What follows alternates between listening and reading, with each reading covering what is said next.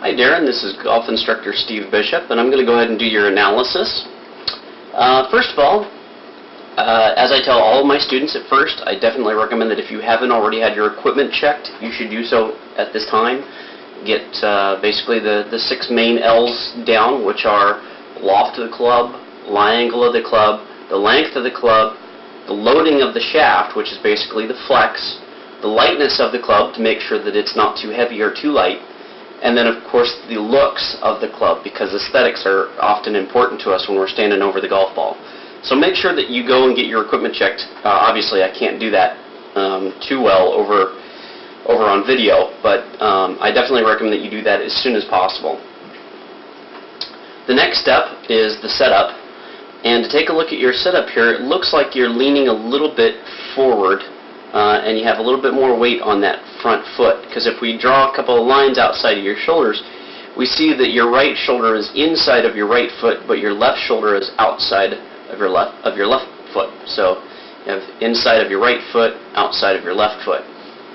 And also we're going to take a look and see that this spine angle, this tilt, is basically straight up and down. There's no tilt back away from the target with your head. This is going to set you up to, unfortunately, cast at the ball a little bit, because whenever you have it basically straight with no tilt angling back, and you're already set on your front foot, this usually indicates that you're going to be a little bit ahead of the ball when it comes to impact.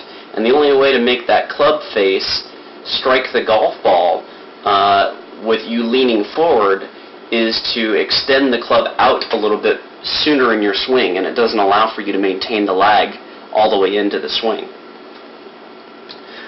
As we can see, your hand position is more or less right off of your, right in the middle of your body here. And I would prefer to see it much more in this direction, closer to your left thigh. I would also prefer to see the ball position maybe a little bit more forward, just about right here. Ideally, it should be underneath your ear. So if we draw a straight line from directly underneath your left ear here, you can see that that ball placement right now even is a little bit back in your stance. If you were to tilt a little bit more with your upper body, you know, just a little tilt like this, that's going to place the ball placement right about right there. So if we just have a little bit of upper spine tilt, you know, away from the target, and place that ball just a little bit more forward, not much, only a couple inches from where it's at currently, and then place your hands up a little bit more forward, not too far, we don't want to exaggerate that, but just a little bit ahead, because ideally what we should see is a shaft angle that goes slightly more aggressively forward pressed with those hands. Not a whole heck of a lot. Obviously you can see you have a little bit of a forward angle, but I'd like to see a little bit more, and I'd like to see that ball placed up a little bit more. Let's see. Moving on to the next step, which step 3 is all the way to the finish. We just go ahead and go all the way through the swing here. There's some really neat things that I do like about your finish here. I like how this front hip, or this right hip, has gone towards the target quite a bit, which means that your lower body was relatively active in the swing, and it was supporting the upper body pretty well. I like an active lower body because not overly active, and well, I shouldn't say overly active, but more direction-wise. You need to make sure that if you are moving it, it's going in the right direction. It can be fast, it can be quick, it just needs to be accurate and in the right direction. Your right shoulder is about even with your left shoulder, which is okay, although I would prefer that it have a little tiny bit of tilt to it, so that the right shoulder is down a little bit lower than the left, if at all possible for this finish. I do like how your elbows, both of your elbows are out in front of you, out in front of your chest. They're not wide and spread apart. They're kind of relatively close together and out in front of you. And then of course the other thing to really like is how you've gotten all the way off of your back foot, which again is indicated by this right hip going all the way forward, and your right knee has also moved forward towards the target, and your right shoulder is all the way towards the target. So everything about the right side has gone through this shot, and that's why relatively you hit the ball probably a relatively long way. I also do like how if we just take a look at about where your balance is at the finish, looks like if we draw it straight down here, you're going to be right on the instep of your front foot, which is good. That's pretty good. The front foot is flat, which I definitely like, but it's flared out quite a bit more than where it was at setup. If you take a look here at the setup, if you see your foot is turned in much more towards the ball. The toe is much more towards the ball. But when we go all the way to the finish, you can see that it's somewhere during the swing, it's flared open. And we'll definitely see where that is later on when we take a look at it. Okay, now moving on to step 4, which is balance. I'll take this all the way back to the beginning, and I'm going to draw a mark here about where your swing center is, and that is right where your spine is between your shoulders. You see there's a shoulder there and there's a shoulder there, and right between where your spine is where your axis point is. Okay? And basically what we're trying to do is we're trying to maintain that axis as steady as we can in the same place. Now, your body is going to turn because your body is in front of that point, because obviously the majority of your body mass is out in front of your spine.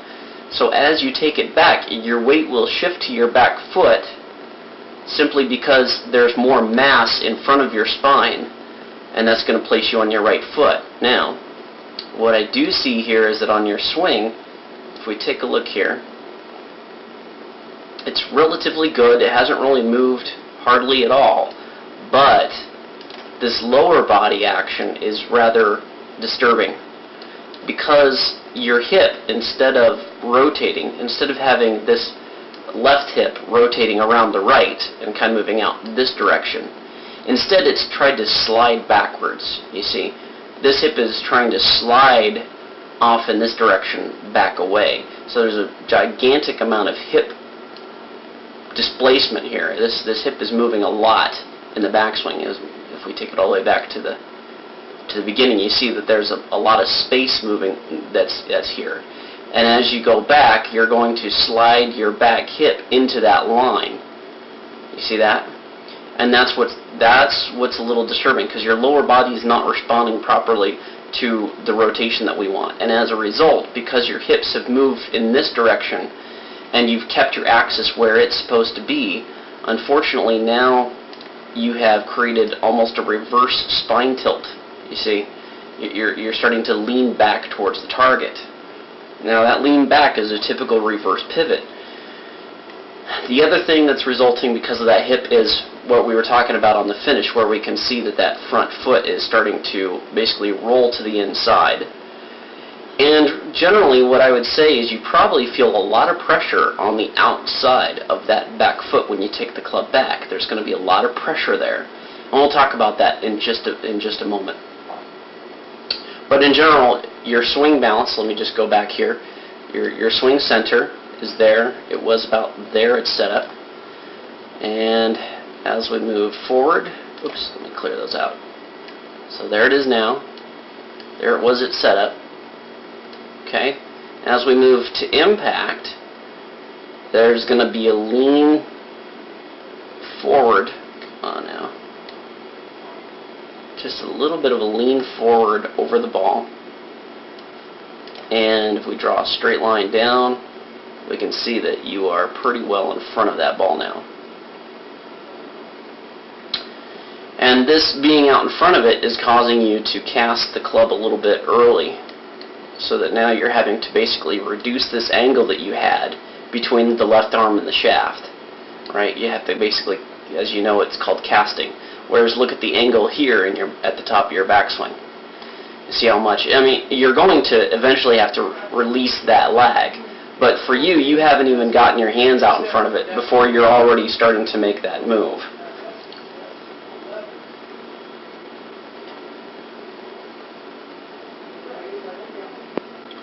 Alright. Moving on all the way to the finish, you can see there's that point is now out front of the golf ball, right? And all the way to the finish, that is just a little bit higher than where you were, right? So you're standing up a little bit, that's fine. I don't mind that as much on the finish, that's fine. But what we definitely do see, and I just want to show you this, because this is basically how your hip action is affecting your spine tilt, okay? So here, we'll just do this in color sequence. We'll do white for where you are at setup. Okay, so here's your spine tilt at setup. Then as we move to your backswing, you see you're relatively tilted forward just a little bit. So we'll do this in red.